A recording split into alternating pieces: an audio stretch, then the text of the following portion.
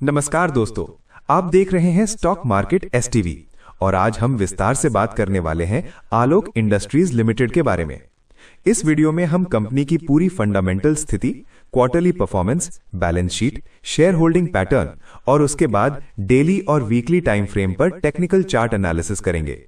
साथ ही support, resistance और Fibonacci level के आधार पर स्पष्ट राय देंगे कि एंट्री लेनी चाहिए, होल्ड करना चाहिए या बाहर निकलना चाहिए। आलोक इंडस्ट्रीज लिमिटेड टेक्सटाइल सेक्टर की कंपनी है जो polyester, cotton yarn, home textiles और गारमेंट फैब्रिक जैसे प्रोडक्ट बनाती है।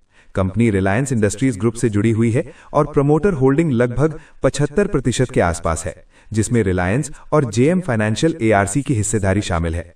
ये पॉजिटिव बात है कि प्रमोटर की हिस्सेदारी बहुत ज्यादा है, लेकिन केवल प्रमोटर होल्डिंग से कंपनी मजबूत नहीं मानी जाती। उसके लिए फाइनेंशियल नंबर देखना जरूरी होता है।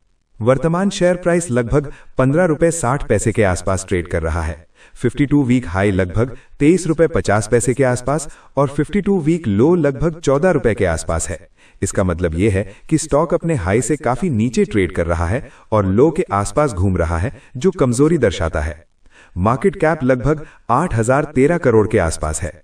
अब वैल्यूएशन पर नजर डालें तो पी रेशियो नेगेटिव है, लगभग -12 से -13 के बीच, जिसका सीधा मतलब है कि कंपनी अभी नेट प्रॉफिट जनरेट नहीं कर रही है।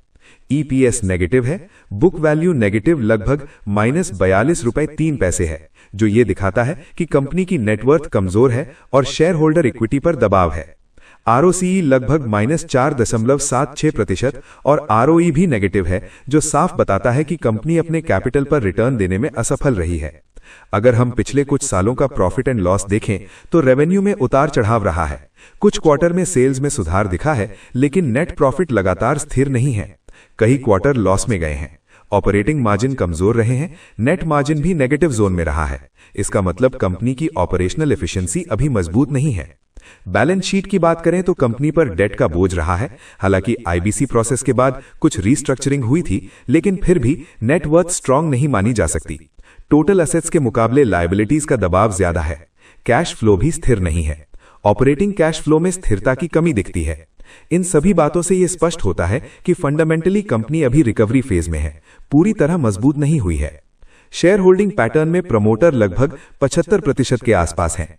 एफआईआईज और डीआईआईज की हिस्सेदारी बहुत कम, लगभग 3% के आसपास है। पब्लिक होल्डिंग लगभग 22.20% के आसपास है। कम संस्थागत भागीदारी ये संकेत देती है कि बड़े निवेशक अभी बहुत आक्रामक रूप से इस स्टॉक में दिलचस्पी नहीं दिखा रहे हैं। अब टेक्निकल एनालिसिस पर आते हैं। डेली टाइम फ्रेम में स्टॉक 14 रुपए से 23 रुपए के बीच एक ब्रॉड रेंज में मूव कर चुका है। वर्तमान में ये 15 रुपए 50 पैसे 16 रुपए के पास कंसोलिडेशन में है। डेली चार्ट पर 15 रुपए से 15 रुपए 20 पैसे एक मजबूत सपोर्ट जोन है। इसके नीचे क्लोजिंग मिलने पर अगला सपोर्ट लगभग 14 रुपए 20 पैसे 14 रुपए के पास दिखता है। ऊपर की तरफ 16 रुपए 30 पैसे 16 रुपए 50 पैसे पहला रेजिस्टेंस है। इसके ऊपर क्लोजिंग मिलने पर 17 रुपए 50 पैसे और फिर 18 रुपए 80 पैसे 19 रुपए तक की मूव संभव है। अगर हम हालिया स्विंग हाई लगभग 23 रुपए और स्विंग लो लगभग 14 रुपए को आधार मानकर फिबोनाची रिट्रेसमेंट लगाएं तो 23.6% लेवल लगभग 16 रुपए 10 पैसे 16 रुपए 20 पैसे के आसपास आता है, जो अभी के प्राइस के करीब है और रेजिस्टेंस की तरह काम कर रहा है। 38.2% लेवल लगभग 17 रुपए 50 पैसे 18 रुपए के आसपास बनता है। 61.8% लेवल लगभग 20 रुपए 50 पैसे 21 रुपए के आसपास है। जब तक स्टॉक 38.2% यानी लगभग 17 रुपए 50 पैसे के ऊपर मजबूत क्लोजिंग नहीं देता, तब तक बड़ी तेजी की पुष्टि नहीं मानी जाएगी। वीकली टाइम फ्रेम में स्टॉक का ट्रेंड अभी भी वीक है। लोअर हाई और लोअर लो की स्ट्रक्चर पहले बनी हुई थी, अभी ये बेस बनाने की कोशिश कर रहा है। वीकली सपोर्ट 14 रुपए 20 पैसे पर है। इसके नीचे ब्रेकडाउन होने पर बड़ी गिरावट आ सकती है। वीकली रेजिस्टेंस 18 रुपए और उसके बाद 21 रुपए के आसपास है। जब तक स्टॉक 18 रुपए के ऊपर वीकली क्लोज नहीं देता, तब तक ट्रेंड रिवर्सल कंफर्म नहीं होगा। अब राय की बात करें। जो लोग नई एंट्री लेना चाहते हैं, उन्हें बिना ब्रेकआउट के एंट्री से बचना चाहिए। सुरक्षित एंट्री तभी मानी जाएगी जब स्टॉक 16 रुपए 50 पैसे के ऊपर मजबूत वॉल्यूम के साथ क्लोज दे और 17 रुपए 50 पैसे के ऊपर टिके।